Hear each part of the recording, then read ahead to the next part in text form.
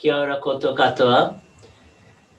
I want to begin by acknowledging the ancestors of Rangitane and the ancestors of all those lands that we come from, the disposition of whom forms the basis of the academic structures on which we sit, we deliberate, and generate knowledge.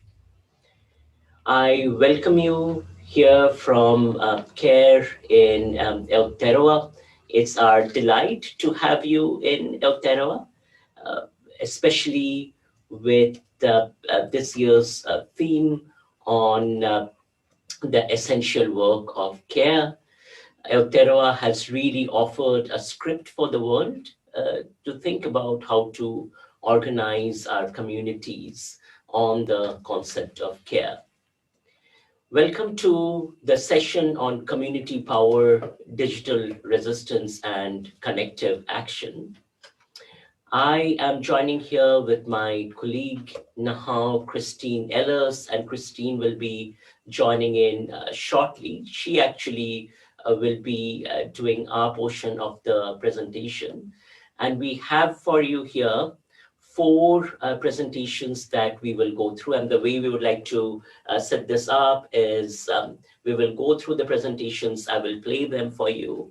And once we have played all of the presentations, we can then start a dialogue based upon the ideas reflected here. So the first presentation I'm going to share with you is titled Connecting in a Government Shutdown, Networked Social Support and Temporal Aspects of Connective Action.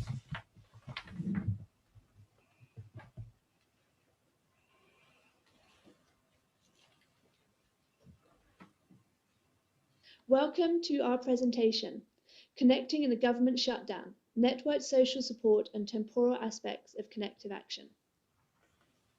I'm Jane Cronin, a PhD candidate in the School of Communication at American University, and my co-authors are Dr. Yuping Mao at California State University, Long Beach, and Dr. Erica Menchen-Trevino, also at American University. We show that network care is an important part of connective action, and that the role of care and social support should be centered within these movements. Currently, they are understudied and undervalued. We also show there is a temporal framework of activity which strongly relates to social crisis frameworks. We're particularly excited to be presenting this now, given the relevance of this research to recent activism around the pandemic and Black Lives Matter. We're focused on Twitter activity around the 2008-19 US government shutdown. This was caused by failure to agree on government funding, specifically for Trump's proposed border wall. It ran from the 23rd of December 2018 to the 24th of January 19, and this shutdown of a majority of government federal departments caused great economic hardship as people worked or were furloughed without pay for almost a month. There are strong parallels here to the economic impact of the pandemic, where a third of Americans say they've lost income, and the similar figure holds true for Western Europe. We build upon the concept of connective action, loose, easily scalable grassroots digital activism. Within these protests, care and other feminine-coded labour are often devalued, including physical, logistical, and emotional support. Additionally, we draw upon a social crisis framework that demonstrates that social crises unfold in 4 stages: pre-crisis, early or acute, chronic or late, and post-crisis. According to this, we would expect there to be different activity during different parts of the social crisis that was the government shutdown. This brings us to our first set of research questions. How does connective action develop during a time-bound social crisis, and which elements of connective action come to the fore during which points? We also draw upon theories of social support, which is a major driver of online activity. This has been particularly studied within the field of health communication, and there are distinct types of social support that we can see: informational, emotional, esteem, tangible, and social network support. However, there are very limited studies of social support in digital activism, but among those that do suggest that emotional support may be more important than is typical in online communities. This leads us to our second set of research questions. What role does social support play in connective action during a social crisis? Does this change depending on the crisis period or where the social support is being received or solicited? Our methodology focuses around using Twitter data. We pulled tweets using the Shutdown Stories hashtag from the 23rd of December 2018 to the 2nd of February 19. This was 22,000 tweets in total, and they were then further segmented by date.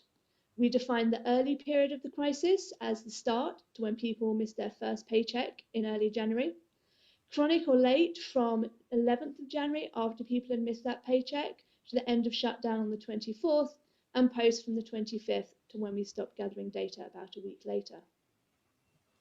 For our first research question, we used text mining techniques, particularly a TF-IDF, to find distinguishing words used during each time period, and we used our whole tweet sample for this method. Our second set of research questions were explored using qualitative content analysis. Tweets were coded based on Katrana and Sir's social support schemata. Our first set of results looking at activity by crisis period shows a clear differentiation shown by the type of words used. In the acute phase, we can see generalized protests suggested by the Resign Trump hashtag. We can see informational support as people look to see whether or not parks are open. We can see the emergence of personal action frames as seen through storytelling, for example with the word coast, as a Coast Guard family says how the shutdown has impacted them. During the chronic period of the shutdown, after that paycheck has been missed, we see tangible support with these links towards GoFundMes, with resource sharing as people use the hashtag shutdown side hustles to indicate how people can earn extra money. And we further see more personalized action frames through storytelling, for example, more stories from the Coast Guard. During the post-shutdown phase, there's a marked difference in activity. There's a lot of polarization often through hashtag hijacking, but also calls to help the most vulnerable, often low-paid subcontractors that were not getting back pay that federal workers were. Looking at results for the type of social support activity, again, we can also see pronounced differences by time period. Informational support remains important through both acute and chronic time periods, but we can see that emotional support is also very important, and actually more people are receiving emotional support than they are informational. We also see a big difference in some of the tangible support, where during the chronic part of it, when people were hurting for money, we see much more tangible support being given. In some of our main findings, we do definitely see a discernible change over time.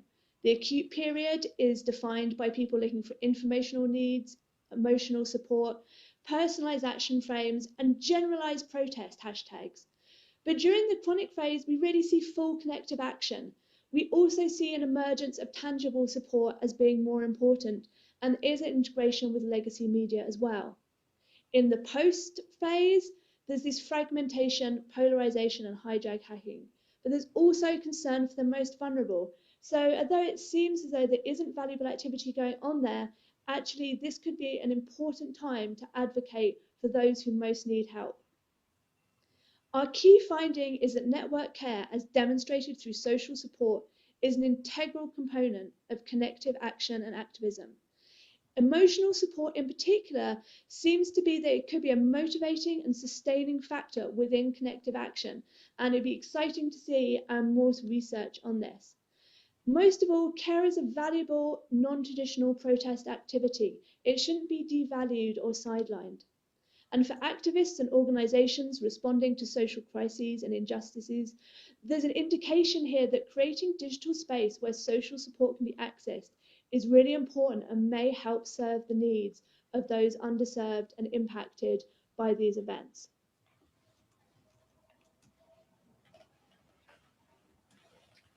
Thank you so much. That was the paper titled Connecting in a Government Shutdown, Networked Social Support and Temporal Aspects of Connective Action.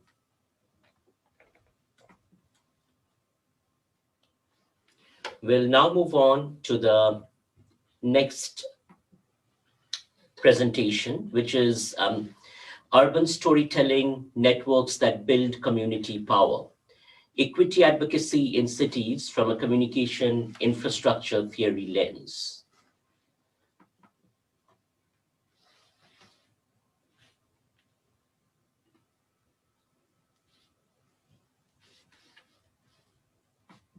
George Villanueva. I'm an associate professor of advocacy and social change, School of Communication, Loyola University, Chicago.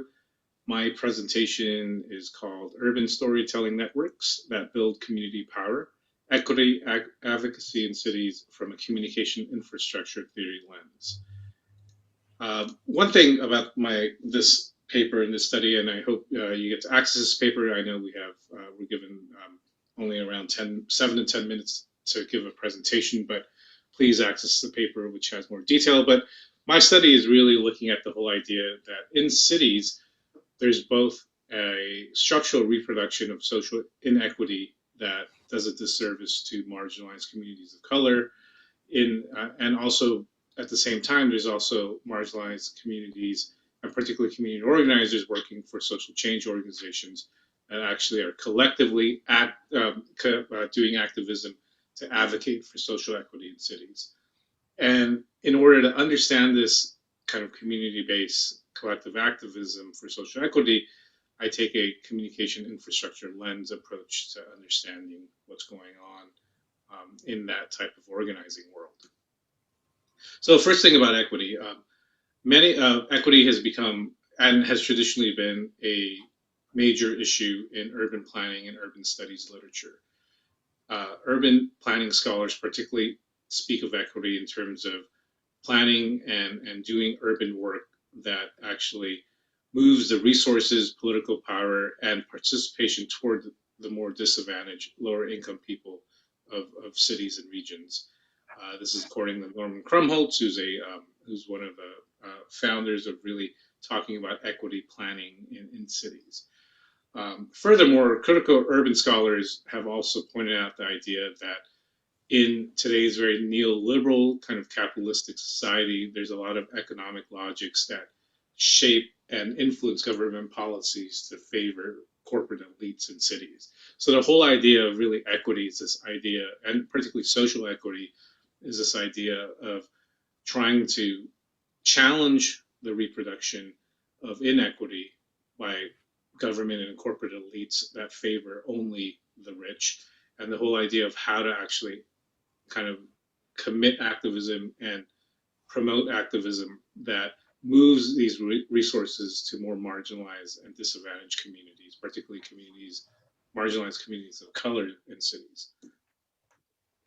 In terms of communication's role in advocating for equity, several scholars have talked about ideas that try to do both communication research and theorize communication as a way to actually promote social justice and equity for disadvantaged and marginalized and oppressed communities, not only in cities, but really worldwide. So things such as the social justice communication perspective, really written about by Larry Frey and others in that 1996 piece.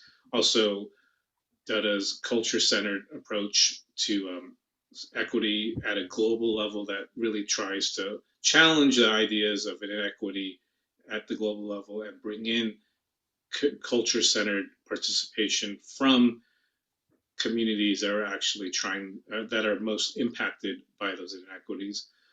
Also, Relina Joseph has written about the whole idea of communication indifference, and that how this work isn't useful unless equity is prioritized for marginalized communities of color. And also the idea of communication activism research and the idea of using communication research for activism that promotes social justice for marginalized communities and so forth. And Carrigy and Frey have written much about that in a lot of their communication activism scholarship.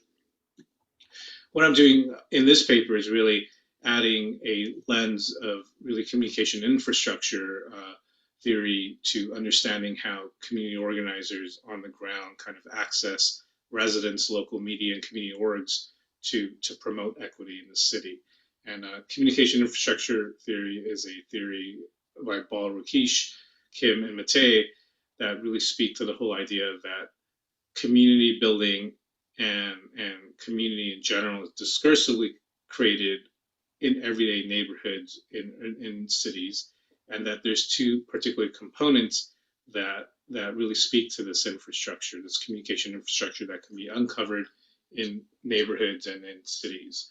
One is the neighborhood storytelling network that describes the idea that residents and families, community organizations, and local media kind of talk and discursively create and construct the communication reality in neighborhoods and community. And this neighborhood storytelling network is both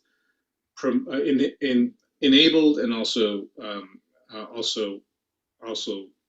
not enabled by a communication environment or communication action context of broader social conditions such as work conditions, transportation, public spaces, schools, and so forth, in addition to kind of the place-based aspects of the community. So when these two components, both the neighborhood storytelling network and communication action context or environment, kind of work in interaction with each other, they create a communication infrastructure of how community is both formed, promoted, and inhabited. And what I'm really looking at is really how community organizers who advocate for equity in cities use their own neighborhood storytelling network within their specific place-based communities. And I'm going to be talking about Chicago mainly, and how that this type of work kind of promotes, is actively kind of access to promote social equity and raise the discourse around the equity discussion in cities, particularly in Chicago. So the research question I have for this paper is the idea of how do community organizers in Chicago attempt to activate their community's communication infrastructure in order to advocate for equity for the city's most marginalized groups. And the reason why I focus on Chicago is basically because Chicago as a city has particularly in the US and globally, really been known as a city of two extremes, particularly when it comes to the very wealthy and the lower income and the very oppressed. And much of this inequity really impacts the lower income marginalized communities of color that live in the south and west sides of Chicago. And given that on the National Equity Atlas, a study published by the USC Equity Research Institute and also Policy Link, they ranked Chicago 59, or they gave Chicago a score of 59 out of 100 in efforts to create a more inclusive city. And obviously, if you're just using kind of A to F scores, that would be basically a D in terms of their Chicago's approach to create inclusive and equity for their city's marginalized communities of color.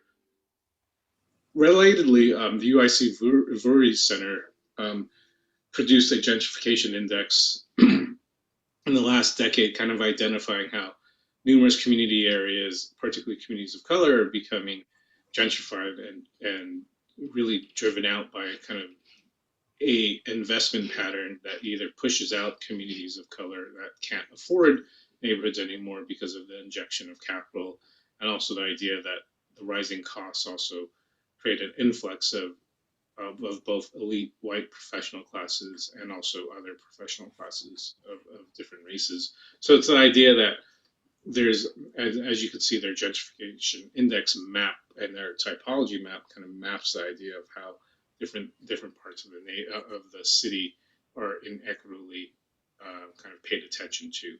Particularly if you see the south and west parts of the city, those have been typically the more lower income communities that have been affected by government and private policies that have favored the more elite.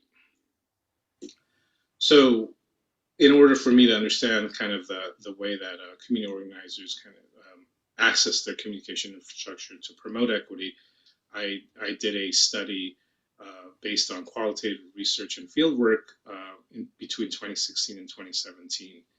Most of the work that's focused on in this paper for ICA is based on 34 semi-structured interviews with different community organizers who are organizing for equity in various organization focuses, whether this be for immigrant rights, housing justice, equitable community development, or multi-issue social justice kind of issues, or environmental justice as well.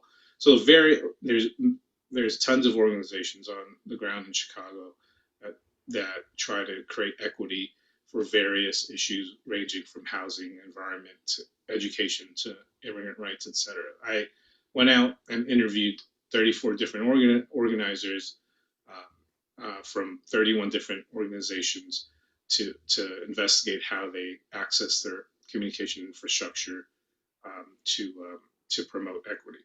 And I use thematic data analysis informed by CIT's storytelling network kind of component and the nodes. So my findings, and you could read more about in the paper and read the qualitative data that I provide, are really based on 3 different findings that I have and I identified through the paper.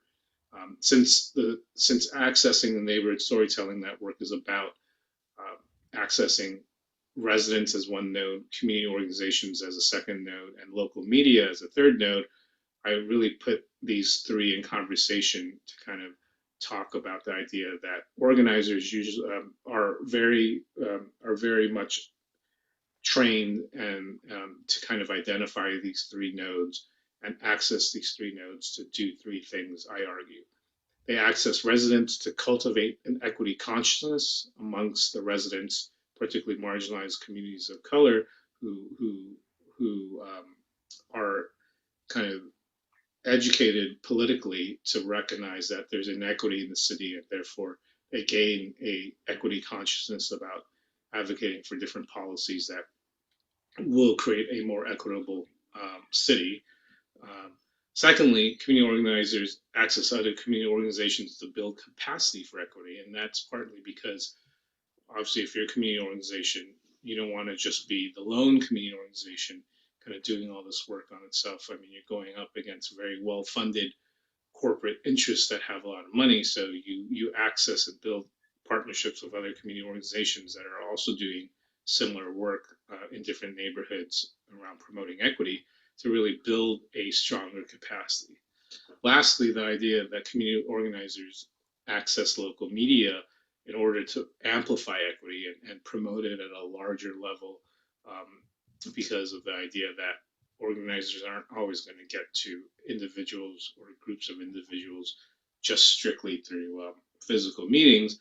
They typically need to also affect the narrative that is being circulated around the city, and therefore they access local media in order to get to amplify messages of equity and also put pressure on powerful elites such as policymakers and local aldermen and council people and the mayor to really be accountable for equity in the work that they do. So lastly, I just want to end this presentation with 3 implications that I find from the work I've done in this paper. The first implication is the idea that equity typically in cities and at the national level are always talked about on these large macro policy platforms, where equity becomes a very abstract concept to a lot of the communities and groups that actually should be educated about equity and actually fighting about equity. So the idea here of taking a communication infrastructure lens is the idea that you can actually find that equity can also be communicatively constructed by everyday activists on the ground. So it's important to understand that that's also an important part of understanding not just the macro dimensions of equity, but also the meso and micro kind of dimensions. Second, a second kind of implication is the understanding of creating a dynamic understanding of power. And here, when we talk about power, typically in many respects in the popular discourse, power is talked about in terms of how the more powerfully representative elite, such as politicians, hold power. But taking communication infrastructure lens kind of understands that power can also be grounded in storytelling actors on the ground who are also taking over power and wielding power differently from the elites in cities and in society. Lastly, I just also want to say the idea that there should be a move towards thinking about communication infrastructure theory in terms of moving it more towards a social justice activism approach, where the theory and the framework can actually be used in similar ways to other communication theories I pointed out earlier, where both can work in tandem and actually push CIT to be more social justice oriented and actually be used in activism circles as a way to also ground the work and the theory in that type of work. So again, I think ICA and I think the communication activism sector, and also thank the panel and the discussants for allowing me to present. Thank you again. Thank you so much for that presentation. There's a lot to think in there in terms of communication infrastructures and the nature of these infrastructures for activism, particularly in terms of the ways in which communication actually constructs ideas of equity. Let's move on to the next presentation.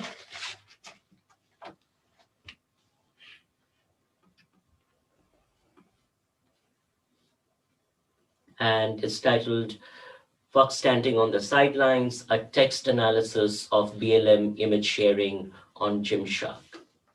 It's by Sydney Madalena, UNO Grad Studies, School of Communication.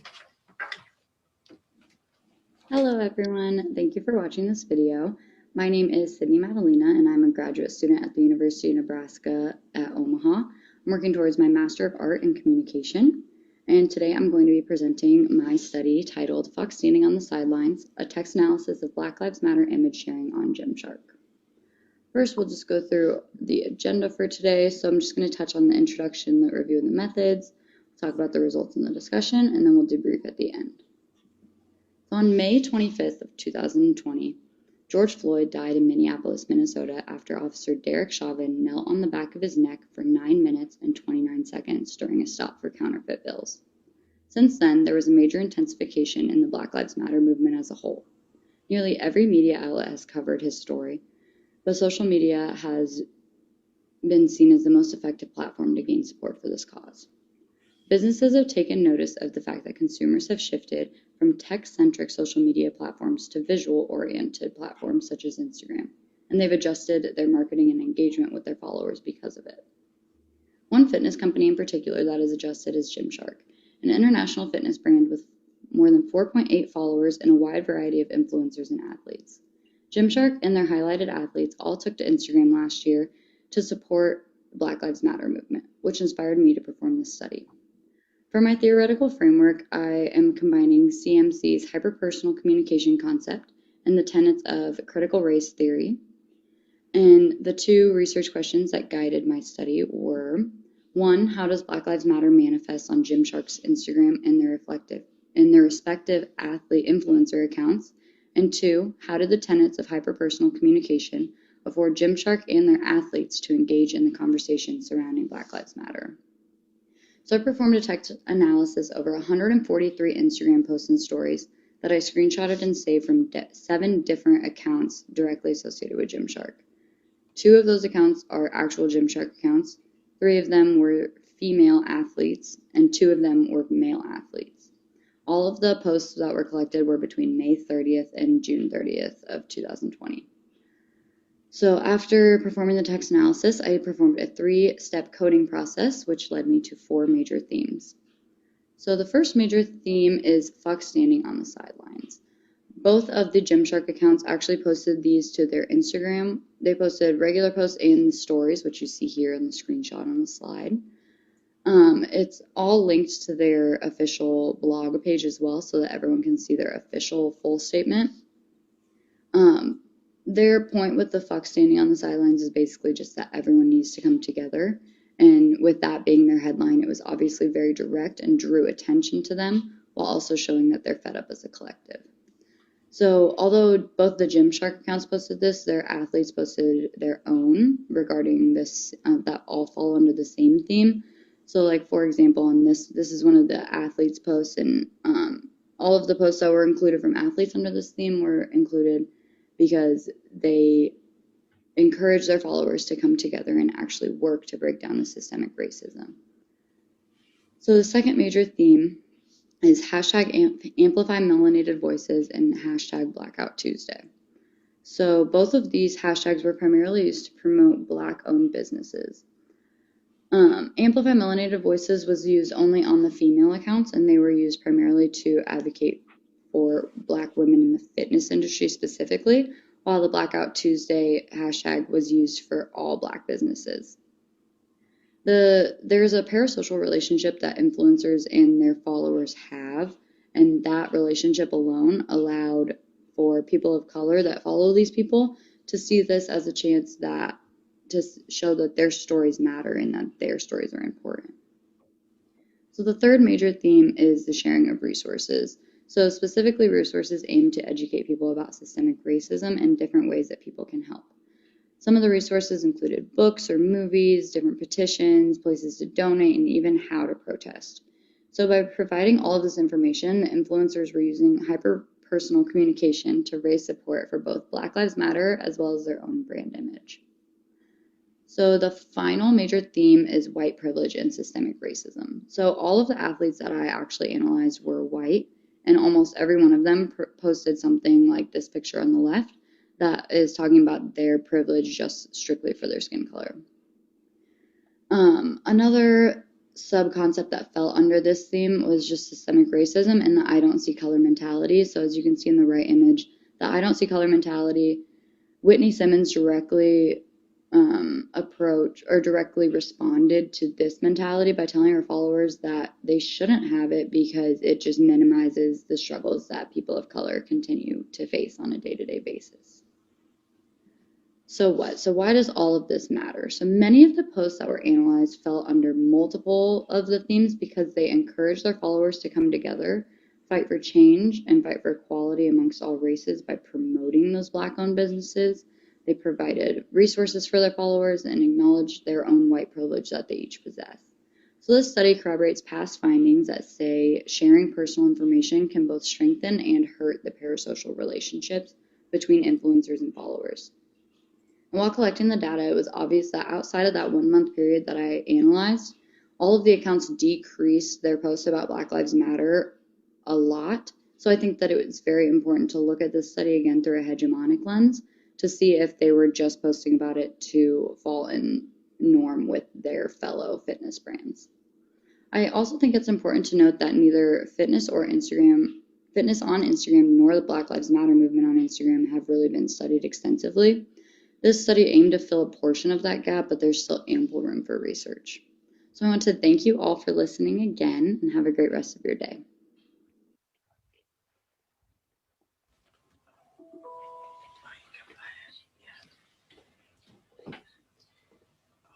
Kiara, thank you so much. We are now going to move on to the next presentation. So Christine, did you want me to play it, or did you then want to talk about it? Okay, yeah, play it first.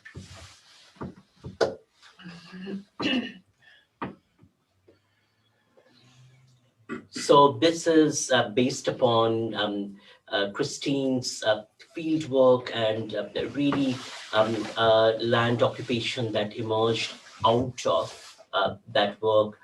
It's titled If They Cared, They Would Listen, Culturally Centering Listening to Disrupt the Logics of Community Engagement. We are going to play it and then she will talk more about it.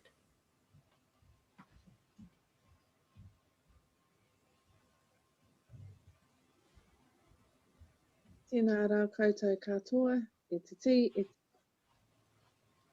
huri noa I te ao. Ko ngāhau Christine Elers taku ingoa. My name is Ngāhau Christine Elers and I am a Junior Research Officer here in the School of Communication, Journalism and Marketing, situated in the Care Centre, Massey University, Te Papaioia, Palmerston North, Aotearoa, New Zealand. I'm also an iwi member of Ngāti Kaupata, which is situated in the Manawatu, Aotearoa, New Zealand.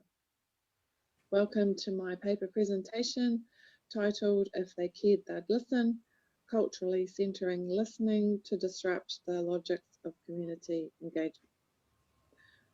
This paper is tied to the theme of this year's conference, which is engaging the essential work of care, communication, connectedness and social justice under the division and interest group Culture, Communication and Activism. The perpetuation of a colonialist care discourse was deployed by local government in Aotearoa, New Zealand in 2020 to seize the remnants of remaining ancestral Māori land to construct a stock bank, violating the sovereignty of whānau, extended family, challenging the health and well-being of members and erasing whānau voices.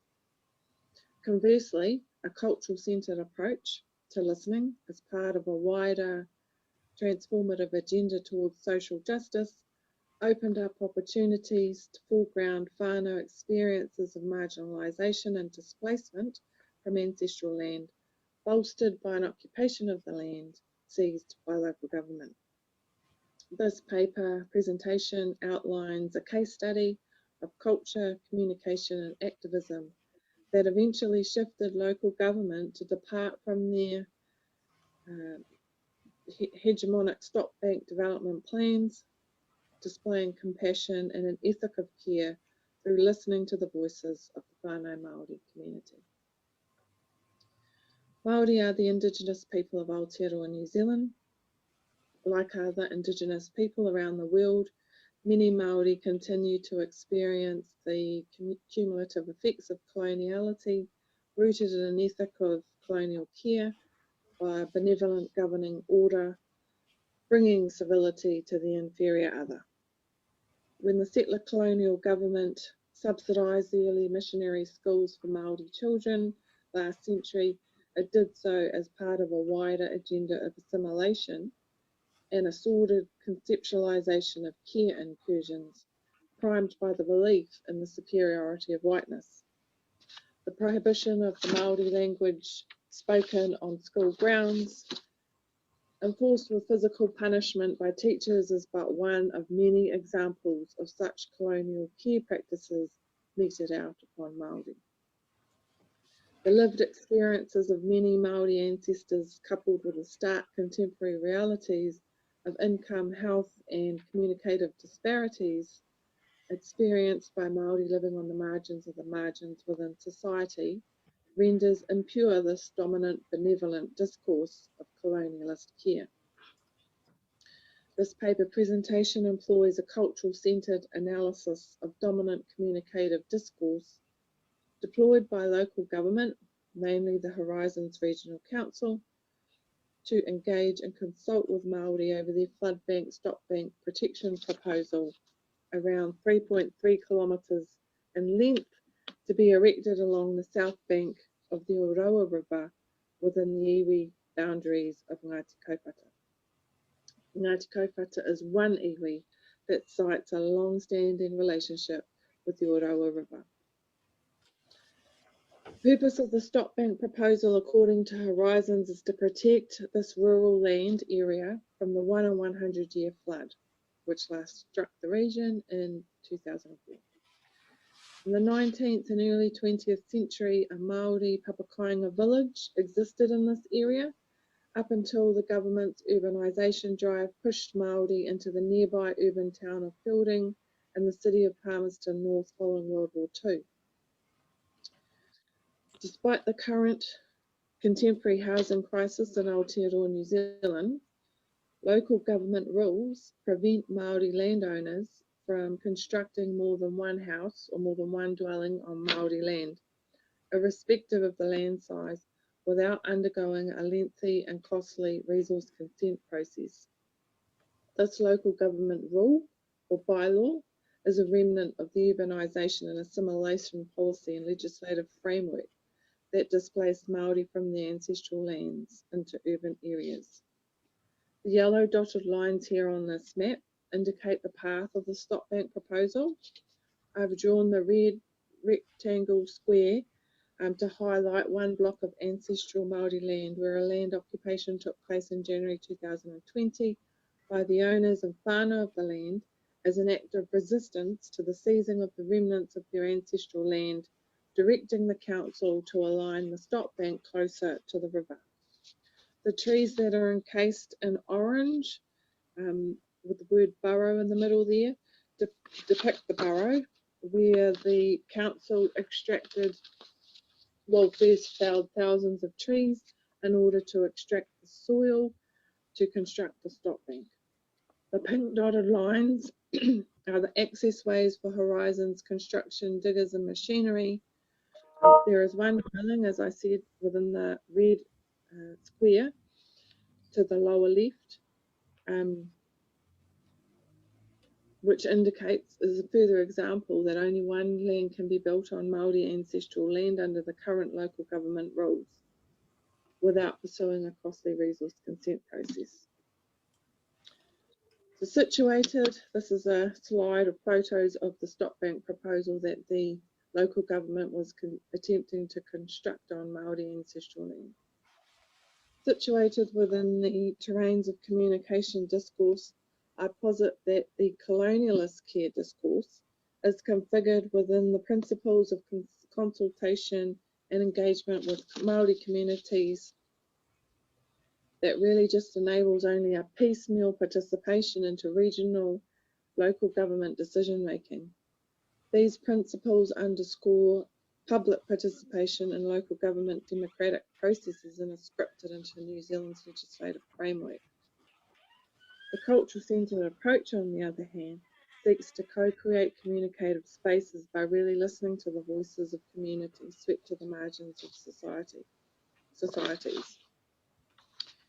Listening and dialogue provides the basis of a cultural-centred approach towards social justice communication, whereas mainstream configurations of communication can be crafted towards limited dominant agendas, right? Erasing conceptualized exploitations experienced by communities together with their own articulations of alternative imaginaries. So this was certainly the case during the local government's consultation and engagement process with Māori, with iwi members regarding the stop bank proposal. The members who attended these consultation processes, and not all were notified, but those that attended, reported that their objections to the stop bank proposal, whilst heard by the council, were discarded. Paternalistic care, configured within this dominant governing order, situated next to considerations of a new lifestyle block, housing development for the wealthy, to be erected also in the same rural area, reflected the ongoing discourse of colonialist care, rendering impure the logics of consultation and communication with Māori communities. So against this backdrop, several Māori whānau, Ngāti Kaupata whānau, including members of the Building Advisory Group and the legal owners of the land, Te Arori Ahupinua Trust, occupied the land on the banks of the Oroa River at the construction site on the 20th of January 2020 in order to disrupt the communication erasure and stop the illegal development. With little to no resource support, no electricity, no water or shelter on the land, whānau collectivised. Queer, elderly women regularly sent baked food to the frontliners on the land. Workers stayed at night and went to work during the day. Kaupata Marae, down the road, opened up its bathroom facilities to the whānau, and other whānau supplied makeshift cooking facilities, shelter and tents.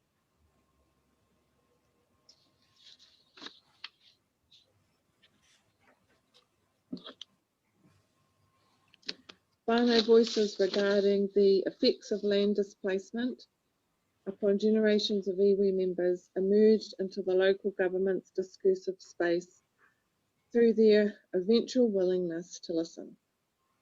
This opened up opportunities to foreground lived experience of pain associated with cultural alienation, shifting the council to compassion and a display of care by returning the land to the owners.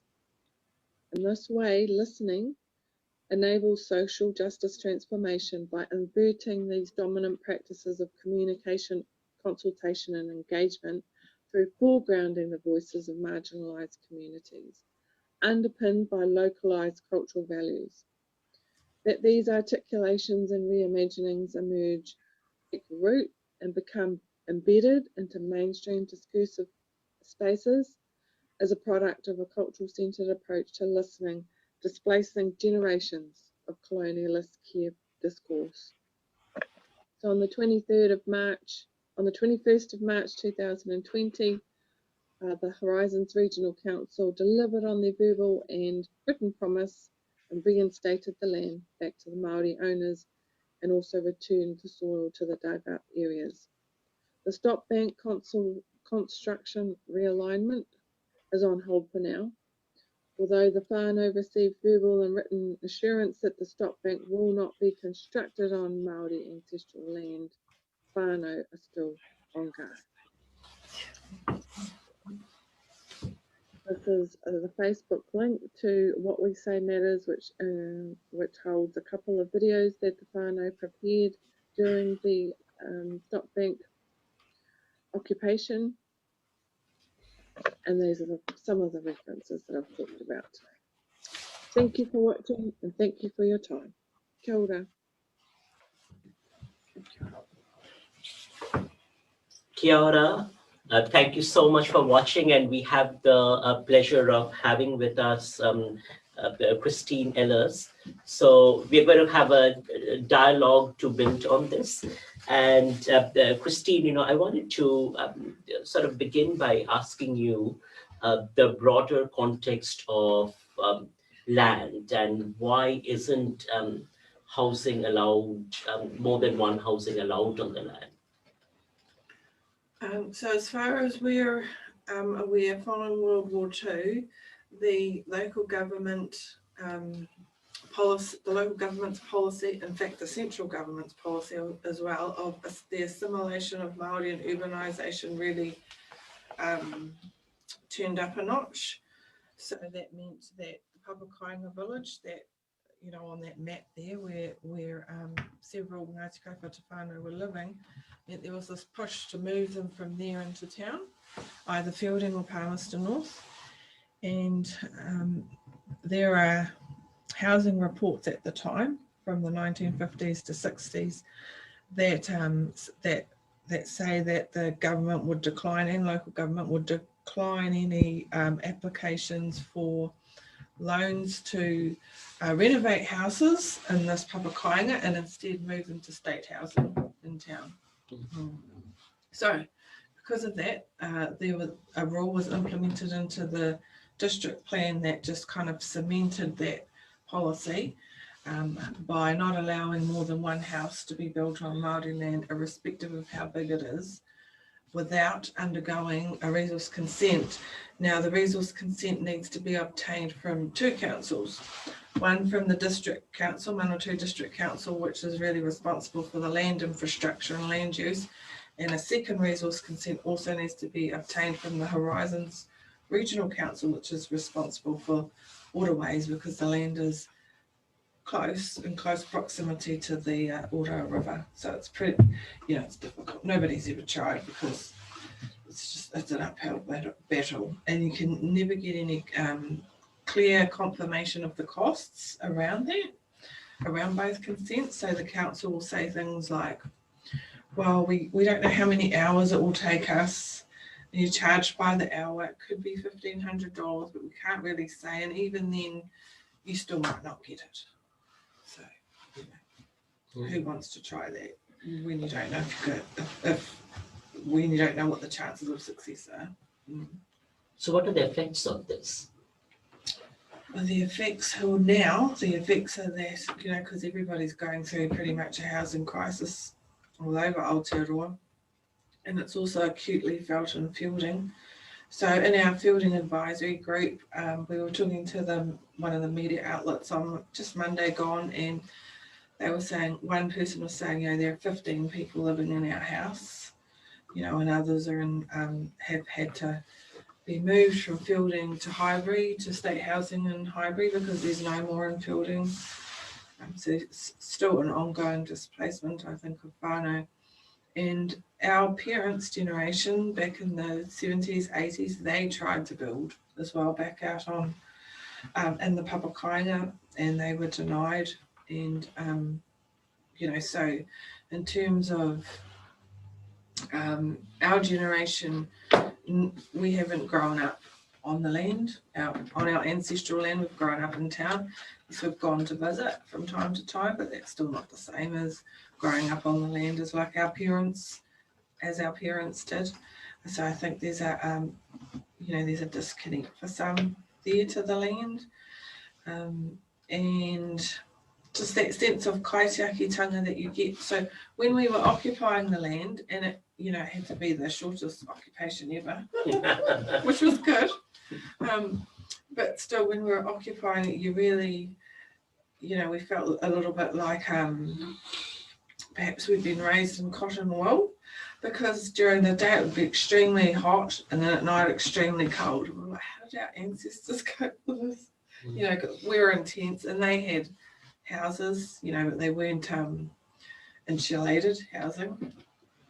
And yeah, well, how did they cope with it? They must have been really tough.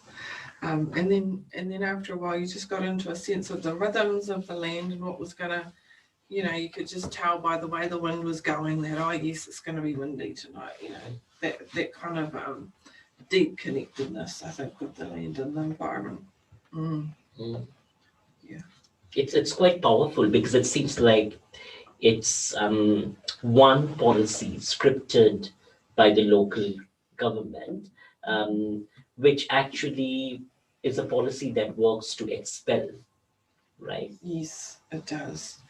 Expel and silence. There's that part of it as well, because, you know, up until last week, the local council have had just one person in the whole history of the local council who has been Māori on there in the position of decision making as a councillor. So while there's that push to expel Māori from Papakainga, there's also that the dominance over the decision to do that, and the silencing of your voices to be able to speak back to that decision. Yeah. Now, you know, and your paper powerfully articulates this. You point out that the local government does a lot of performance of engagement, just as the Crown does. You know, they have a whole list of things that are Maori engagement, right? They certainly do, yes. They don't do it very well, I'll say that. We know that definitely. I don't know how much time they spend on crafting these processes of engagement with Māori. So they're often just, you know, and they are responsible. They collect water rates. I'm talking about the regional council, right? So they collect we're all ratepayers, and so we're all on their database. They have our addresses, because how else would they send us rates notice? And then those people that pay rates indirectly through renting, you know, maybe they don't have their details, but they certainly have the landlord's details. So, you know, often their excuses are that Māori are transient and they move all the time. You know, we don't know where they live. Well, and this is what, you know, they said to us in one of their meetings during the occupation. And we just said back to them, well, you know, you haven't done your homework, because the trustees that were there, who are the legal owners of the land, they haven't moved in 40, 50 years. They live in the same house they lived in 50 years ago. So, you know, that's just a stereotype that maybe you've heard, and you think that applies to all Māori. Yeah. Yeah. It's just, I guess, pushing back, speaking back to some of these concepts that they either believe or they think, applies to everyone. There also seems to be, what we call in our work a form of communicative inversion, or if you will, almost a form of manipulation that is built in here, because you convey a performance of engagement, while what you're actually doing is following some tick boxing measures to do what you have already decided as a colonizing structure. Yes, yeah, that's definitely seems to be the case with that example of them thinking that it would have been a waste of time contacting the owners because they move when, a lot of them, the kaumātua, hadn't moved in years. And also I'd say part of their engagement process, which is a lazy engagement process, is so they'll contact or shoulder tap the only Māori person that they know, who's generally in an area of leadership amongst the iwi, and ask them to go and consult with their people. And so an example of that I can give is currently in the Manawatu District Council, there is a committee and it's made up of one representative from each marae. So there are 12 in the region, in the Manawatu District catchment area. And the council believe that these 12 people are the spokespeople for everyone that belongs to their marae. And so they expect them to go and consult on issues and then go back to those meetings once every 2 months and be able to make a decision without any resourcing for that.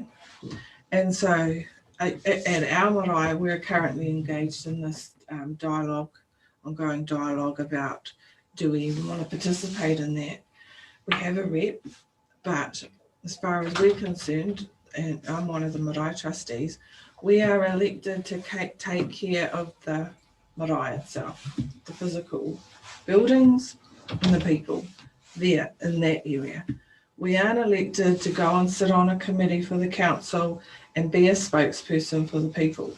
That's just not in our, unless the people amend our brief to that, that's not what we're elected for. Not only that, we aren't resourced to go out and speak to all the people. We don't even know how many people belong to the marae in there. There could be thousands. There are thousands. We aren't resourced to do that. Yet the council expects that of each marae rep. So that when you turn up on every second month to the council meeting, you're able to make a decision for your people. Well, no, nobody's going to do that. Yeah. See, so we're discussing now. Do we continue that? Or do we pull out? Yeah. But then if we pull out, then how would we have a say? And well, the fact is, we don't really have a say anyway. So, yeah. Did I get off track? No, you didn't. I mean, I just want to come to this advisory group. That seems to be a space for articulating, this notion that our voice matters. Do you want to talk a little bit about how you worked with the advisory group, how it came to be, and sort of what it does now? Yes.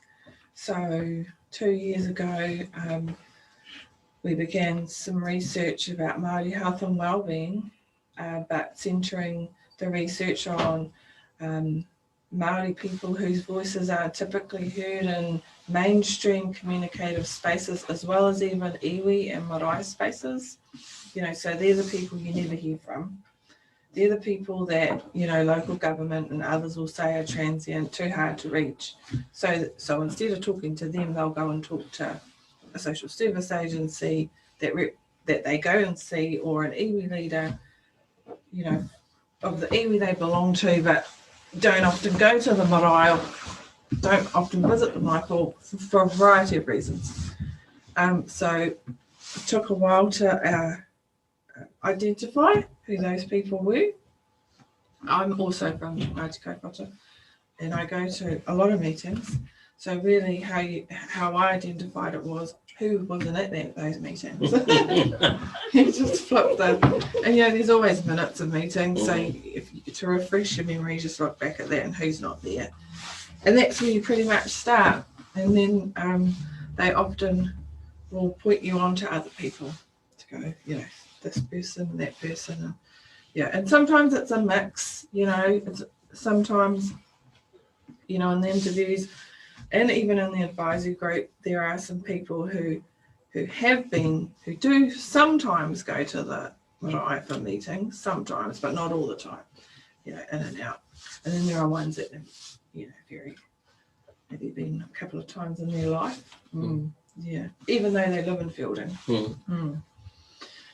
Yeah, so that's where we started, and I identified 30 people, well actually more than 30 people, but the interviews were conducted with 30 because some didn't want to participate, and that was one. And then from there, after 30 in-depth interviews, ranging from say 40 minutes to an hour and a half, then we called them together, those that wanted to come together to form a group, advisory group, to start looking at some of the themes of the research.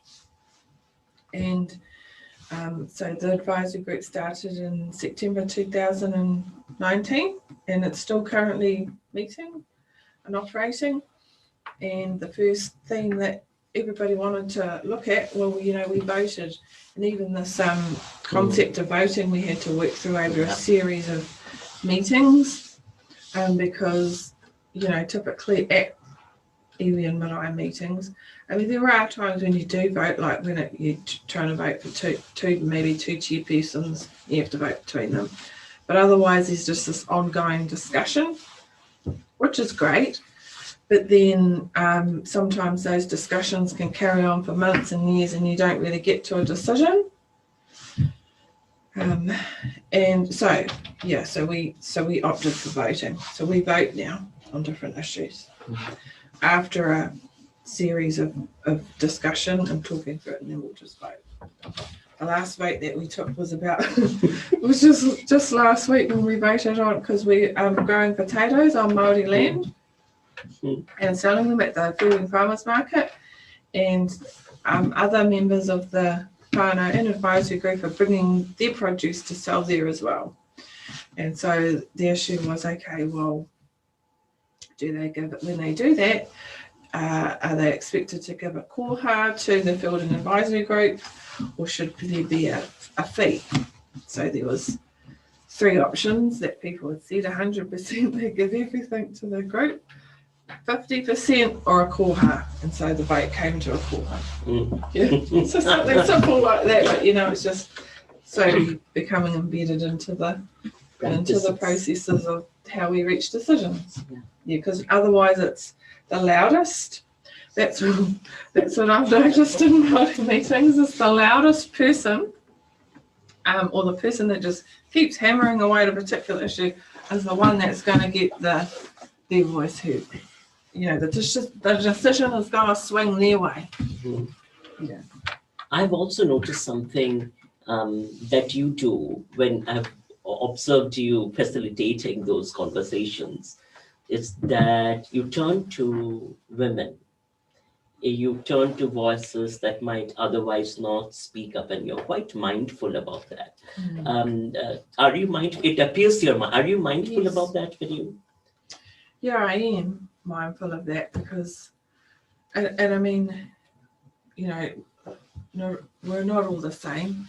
We do have some aunties, a few aunties that are quite outspoken and loud, but then there are others that aren't. So yeah, I just try to pick up from the space, you know, because it's not perfect. You know, there are people that like to talk a lot, and then there are people that will just, you know, prefer not to say anything in an open space like that. But eventually they do. Might just take while we're eating, having a cup of tea, when it's a little bit more informal, you know. Yeah, but yes, I try to be mindful of that. It's a delicate process too, because you don't want to interrupt someone when they're in full flight and, you know, say, okay, so you've been talking for 5 minutes now, do you think you should be quiet? Do you think you should let somebody else say? I've got to find the words so that they don't get offended. Yeah. So I will just ask one more questions and then open up to the floor perhaps. And that is, if you could talk about, you have, the advisory group has created a series of things, starting from the Our Voices Matter campaign to the land occupation, and those were intertwined to the Kai and the garden. So maybe if you want to walk through how that came to be, because it seems like there is a flow between all of those things, Yes, there definitely is a flow. So one of the themes in the 30 in-depth interviews was about how land is deeply connected to Māori health and well-being. And as we were working through that theme, the council, the Horizons Regional Council, dug up some ancestral land without consent. So that was just right up our alley. We were already looking at the themes from the research, and so we swung into action and helped the Māori land trustees, who are all, our aunties or uncles, and they really wanted to do something, but they didn't know what to do. So with the support of CARE, and we took Richard to the land and shot some videos and edited it, took the edited video back to the people, showed them, I'd take it on my laptop because there's no power on the land, and show them, see if this was okay, do some more edits, and then put it out on the CARE Facebook page, and also we created our own page as well, What We Say Matters. Yeah, that Facebook page, put it out on there. And the purpose of that was to just, interrupt what the council was saying, which was that these people have given consent. Yeah. So how the council came to that conclusion was, so in our people's mind, in our aunties and uncles' minds, who were the trustees, the legal owners, the only ones that can give consent. In their mind, if they were to give consent, they've signed a piece of paper that says, I give consent for the council to take my land. That's what they believed, and that's what they thought. However, this particular section in the Soil, Rivers and Conservation Act of 1941 said that a notice can be served on the owners to tell them that the land's going to be taken, and they have 28 days to object in writing. Now, if they don't, that is deemed to be consent, right? So the Secretary of the Land Trust that received that notice, she looked at it and she thought, well, they can't do anything without our written consent, so just throw it. Didn't bother.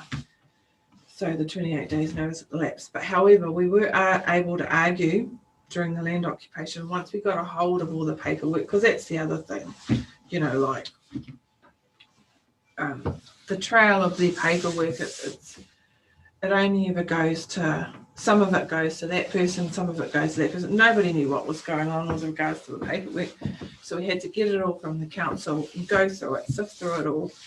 And the notice that they had served on the secretary didn't have a date, didn't have a full date. It just had November in the year. So it didn't have the exact, is that the 1st or the 15th? How are they to know when the 28 days would lapse if there is not a full date?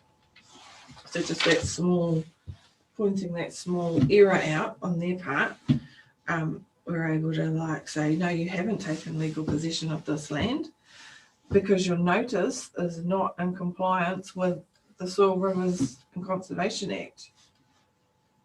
Wow, Christine. Yeah. That plus they didn't serve it properly. They had to, according to the Act, they had to serve it on the, not only the landowners, but the occupier. They didn't serve it on the occupier. They got the occupier and the lessee mixed up. They served it on the lessee and not the occupier. So, they're very mediocre when it comes to with their work. They don't read things properly, or I don't know who was advising them, they don't check it out. They didn't dot their I's and cross their T's. There were some loopholes in it, which worked in our favour. Thank goodness that they were mediocre.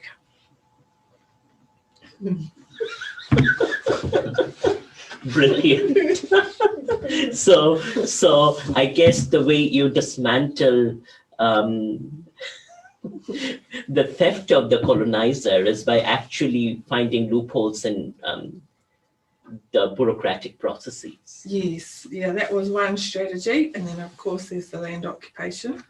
That was the other strategy, and getting the voices out there to disrupt what the council had been saying publicly. And then the third, which was, I'll refer back to, you know, how when I was talking yesterday, I said sometimes you have to keep some things secret, and that's not because you want to intentionally not tell your people. It's just because it's going to have the most impact when they find out. And that strategy was that we were going to trespass the council from our land. And so, you know, when we discuss this quietly, it's like, who does that? Can we even do that? Are we allowed to trespass the local government? So then, you know, I had to look it up as much as I could, and just like, well, I can't see anything that says we can't. So let's just try it. Who knows? So off we went to the police station. You can download a trespass if you want to trespass the local government. You can download the form, or you can go to your local police station. You can ask for the trespass forms. Make sure you fill it in accurately. You know, don't be like the local government, be mediocre. Fill it in accurately. Make sure the owner, and so the trustees were the collective owners, so you just need one of them to sign it. And then you just serve it on them. And for 2 years, you cannot come onto our land. Wow. Yeah. Or we will ring the police. And I don't know what the police will.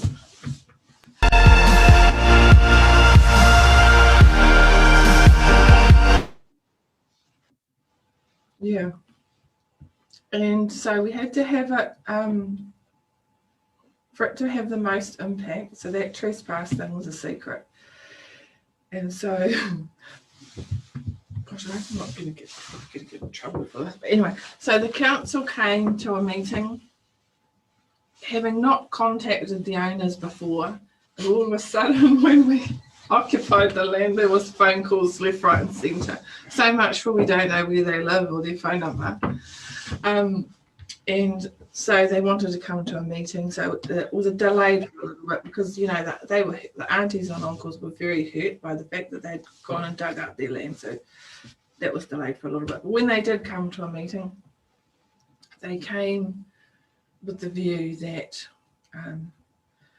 they could talk the Māori around into giving up their land. Now, that's on them, how they came to that view. So they came quite optimistic, I'll put it that way, and a little bit cheery. So we had a plan, and we didn't tell them or anybody else what that plan was. And I think really what got them during the meeting was the personal stories, the narratives of the aunties and the uncles who told them, you know, how they grew up on this land, what this land means to them. I think that's, when I was watching their faces and their body expressions, I think that's what really got to them. They didn't understand the deep connection. You would think in this day and age that they would, but no, sometimes you have to break it down really step by step and small. They have to see it and feel it in order to really listen, I think. And then, of course, I was there with the going through the loopholes in the notice. And because I had got the notice from them, right? I'd actually gone physically to them and got it from them. So I stood up, is this your notice that you served on the secretary? And then handed it, yes, that's it.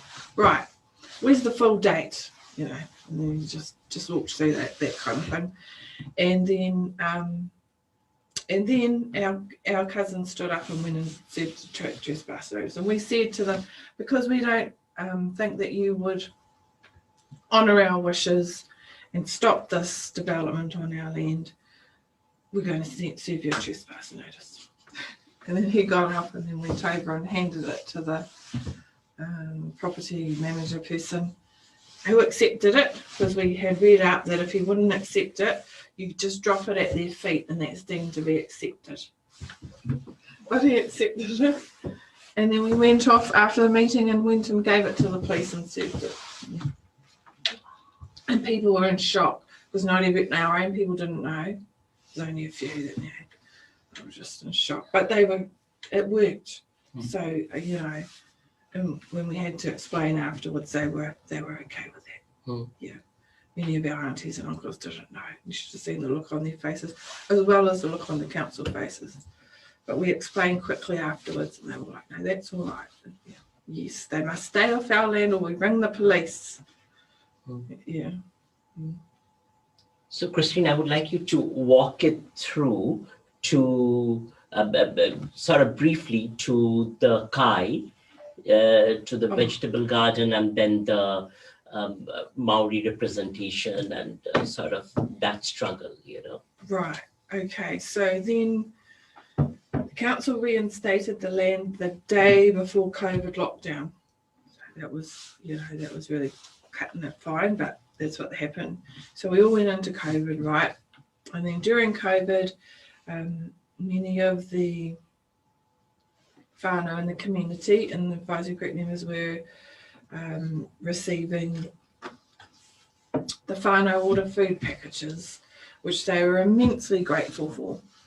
And then when we came out of COVID and we had our first meeting, just, you know, how was that during COVID, catching up with everybody, and they talked about how they felt they didn't feel they were a part of that food organising, and they wanted to be a part of it, and that how some of the food, whilst not appearing ungrateful, there didn't seem to be any thought go into the health conditions of the people. So, for example, the ones with diabetes, and the packaged food had high sugar content, and also they wanted to be able to grow their own food and not relying on this packaged food stuff. So then we started to think about, well, okay, where could we grow some food, and what would we grow? You know, went through all of that process, and then ended up with 2 acres of ancestral Māori land growing 3 different varieties of potatoes, or riwai. One of them is moi moi and the other 2 are Agra and Desiree. And because it's the first crop, that's why everybody went with potatoes, because it's pretty much low maintenance, because bearing in mind that the advisory group, they live in Fielding. So, you know, it can be difficult just travelling out every day. It would be extremely difficult for them to travel out every day to maintain a garden. So with potatoes, you just put it in, and that's pretty much it. Other than checking if it's got any viruses, the cooch weed that can get into it. So that's how that came about. And now we're, or the group is now wanting to plant greens for the winter. Yeah. So that's how we got onto the food, and which is also being sold. So a third of it is being given away to those families in need, not just Māori, but any families in need that we know of or that come to our attention. There are some potatoes, a third to give away, a third to keep for seed for November, October, November, and then a third to sell to buy other seed, such as the greens. Yeah. And then how we got onto Māori wards, everyone in the community, most Māori, and we all sort of fell into that. Like I said, there's a representative from each marae onto this committee, right? It doesn't have decision-making powers, it's just purely advice.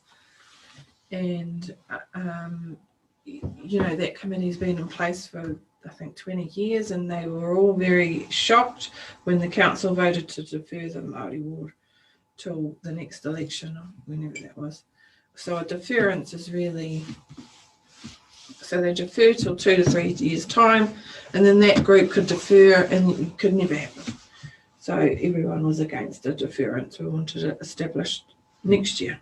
So they had to vote this year before the 21st of May, which was the deadline in order to be able to establish a ward next year. Yes. So I think, yeah, all the advisory group members were on the march, that in town and Fielding as well, and making signs and, you know, just jumping in and supporting where we could. Yeah. Kia ora. Thank you. Would you all want to add anything? I had a couple of questions. Excuse me. It was just about, oh, Kia, that was great. I really enjoyed it, following on from yesterday. Really loved it, Christine. I think you kind of answered this question, but I really would like you to give me some more on it, if it's possible. What did they, the council, hear or see that moved them from their regular taken for granted ways of doing things? And you've hinted at the narratives and making it personal. So what could be used in the future again? Because that was such a powerful story. In fact, the one yesterday, it's 2 powerful stories. So what made them shift from from their regular way of doing things?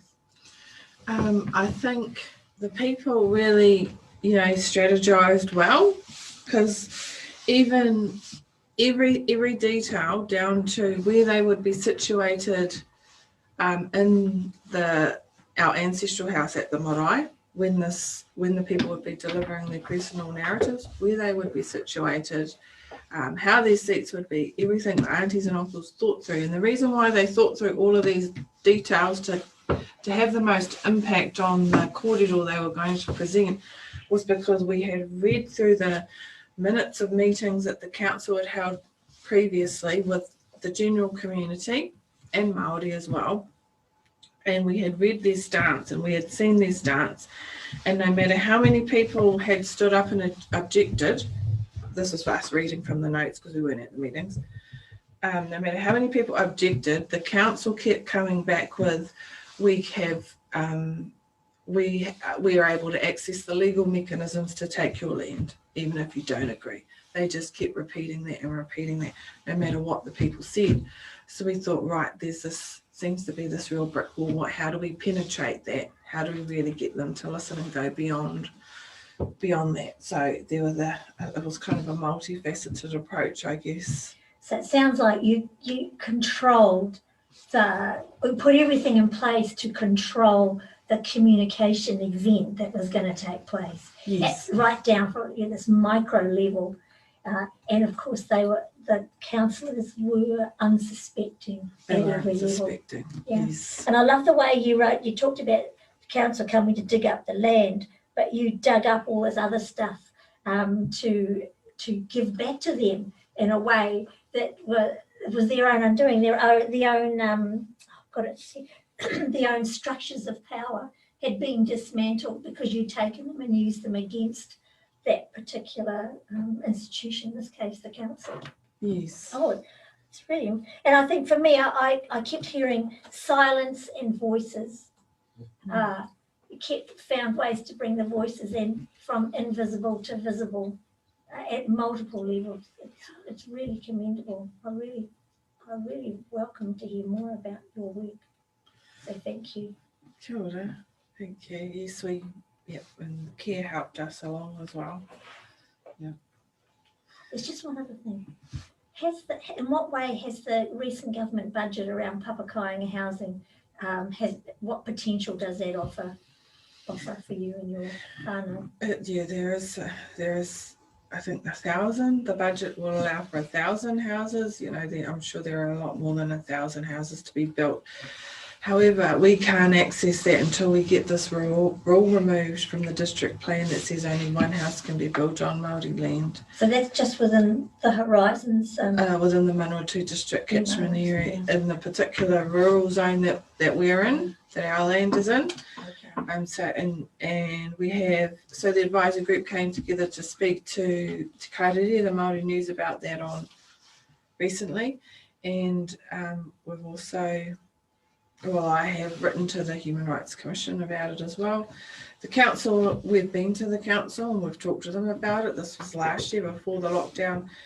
So they are Working towards introducing a papakainga rule zone that will replace this existing rule, but they're taking a long time about it. So, you know, what we're saying is that's great that you are writing a papakainga rule, and that rule needs to go out to mana whenua to have a say on that. That's great.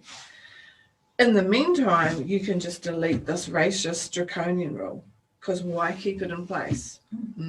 Yeah, but, and so when you ask them things like that, they have to reveal their true, you know, it unmasks all the excuses. And so what the real reason is they don't want any paper towns built. What they mean by paper towns is slums. So they think we're going to go and build slums. Hence why that's still in place until this other rule comes. Yeah. Think about the racism. Yes. Yeah. Yeah, it's deeply racist.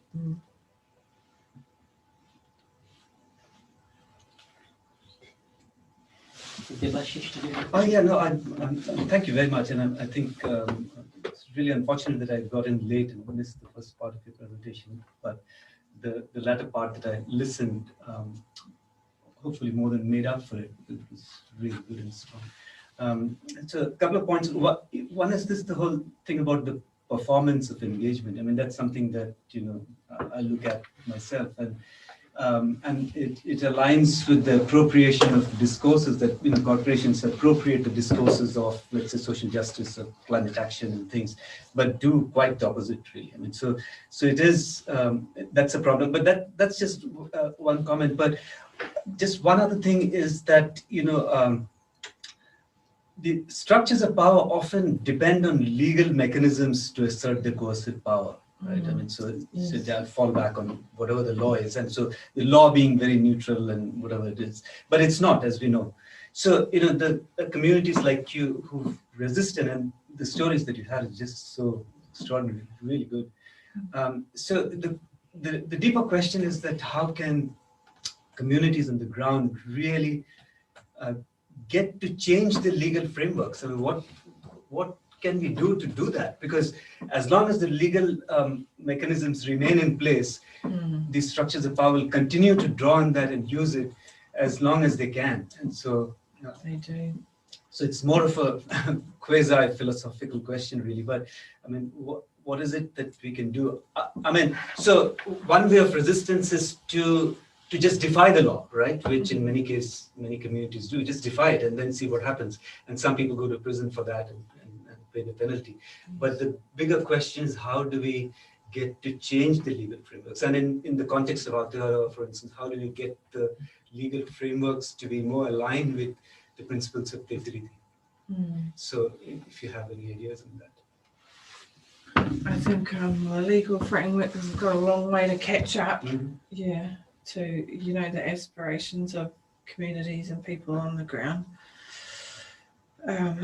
I think, you know, in the case of the land occupation, if the council really wanted to, they could have, once they realised that they had got their notice wrong, they could have just written another one and served it, and that would have upheld, you know, they would have been able to truly use the legal structure or the mechanism to take the land, but they didn't.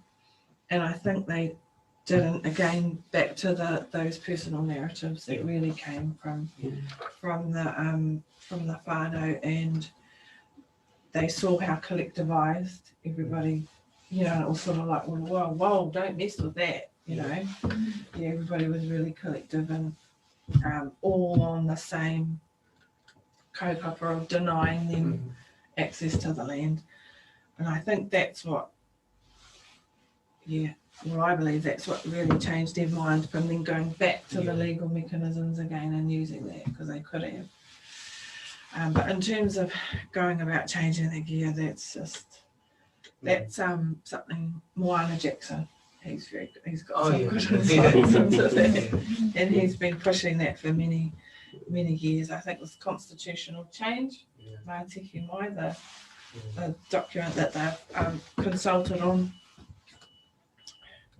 Yeah, it comes from Parliament when they make the laws. That's right, and so because there are so many different, I mean, we've seen the movement at Ihumatao as well, for instance. You know, there's so much synergies, and so if all of these communities come together, maybe there may be some chance of getting legislative change on this. But yeah, it's a big task. Yes. But thank you for sharing the story. It's really good. Thank you. Kiara, did any of you have any questions? Anyone else in the room? Did our Facebook audience or online audience have any questions? I've got some. Yes. Sorry, my name is Richard Torres. I'm the technical producer for CARE. Just want to say that I remember when Christine and I went out to go and film the construction work that was being done on the land that in question, and we were filming from a distance, and Christine said, "Do you want to get a bit closer? Because we're not going to be able to see much." I said, "As soon as they see the camera, they're going to stop working." And as soon as they saw us, they downed tools. And I think that was on a Friday, and they stopped working for the weekend. So the power of citizen journalism, I think, is an important factor here. And I just want to add that I've always felt so welcome when I come to your marae and your family and your iwi are always so lovely to me. And I can't imagine you guys not being like that to everyone. So for someone to get served with a trespass notice by this iwi is they really went too far and everything. And so I just wanted to add that, it's been a pleasure filming for you and your iwi, and I've always appreciated being warmly welcomed. So thank you. Thank you, Richard. Kia ora. Yes, Richard's like one of our iwi members now. And, in the advisory group meetings, they'll be like, "We haven't seen Richard for a while. How's Richard? When's he coming back to the Marae?" I'll ask him. Yeah. and the key part, I'm so glad, Richard, you spoke, and you're such an integral part of this work of communication infrastructures, is that, the storyline of the videos, the scripting, were done by advisory group members. That's really the transformative power of storytelling, isn't it, Christine? Yes, it is. Yeah. Even though it takes a while, because we're still working through this. And many lots of yes. That's the power of this co-power, is that the people are creating their own narrative. Yes. And that's something that mainstream journalism doesn't do. No. So you're giving the power back to the people, and so they own the voice infrastructures. That's the heart of it, right? Yes. And that meant, Christine, that, and Richard, so many times we had to go back and fix this and fix that, and Yes, it does get like that. And also, not everybody in the iwi will be happy about it, just so that, there are those that aren't in our advisory group that perhaps, weren't happy for whatever reason. I don't know. They never really came to us face to face and told us that. If anybody isn't happy with it, I'll just say now, come to us face to face and have a talk about that. I'm happy to talk to you. Yeah, don't go behind our back. That's not cool.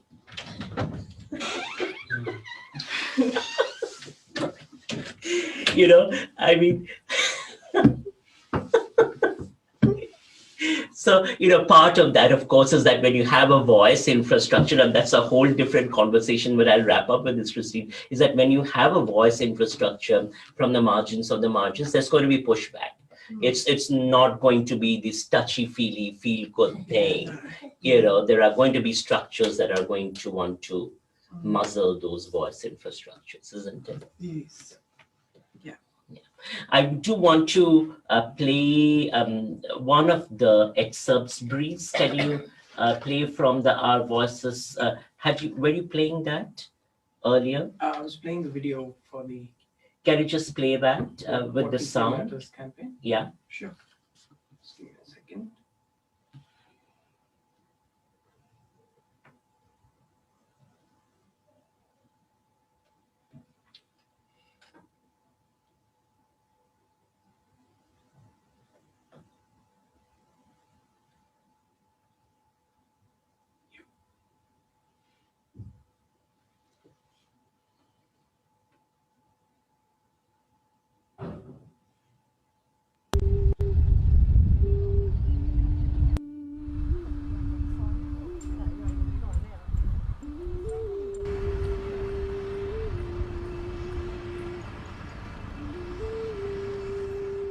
Been here since 1828. Around those times, our tupuna come down here. We took possession of this land on purpose because of this river over here, Orowa. By the time it come to the 1860s, Waikato land wars, Taranaki land wars, through to the 1880s, we went to court many times and we lost most of our land. It was given 11,000 acres between 5 chiefs. Of that 11,000 acres, today in 2020, we own probably under 50 acres. When they pushed the people off the maraes with their great big urbanisation push and certain laws, people potted our people around in towns and that, so they couldn't be communal. We don't have much left, and they're still trying to take some off us. Horizons never got permission from us, Te Ara o Rehua Trust, to go onto our land, which they have already done. We at Ngāti Kaupata, we the landowners of this piece of land here, are going to fight. Yeah, after losing so much land as an iwi and hapu, I feel it's time to stand and represent my aunties, my kuia, and the tamariki that are going to come. We don't have a lot, like I said, and not one more acre. There's been one of the Pākehā farmers, he's agreed to let us occupy some of his land too. He gave them permission to put the stop bank somewhere over there, but instead they've chosen to swallow up all this land and start their stop bank on Māori land. It's just a modern day form of confiscation, that's what it feels like. We're going to be here, we're going to stay here until it's all finished and we'll get this taken back over towards the awa.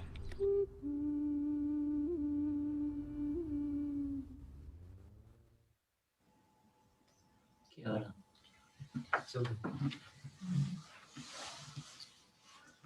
Thank you so much. Yeah, thank you.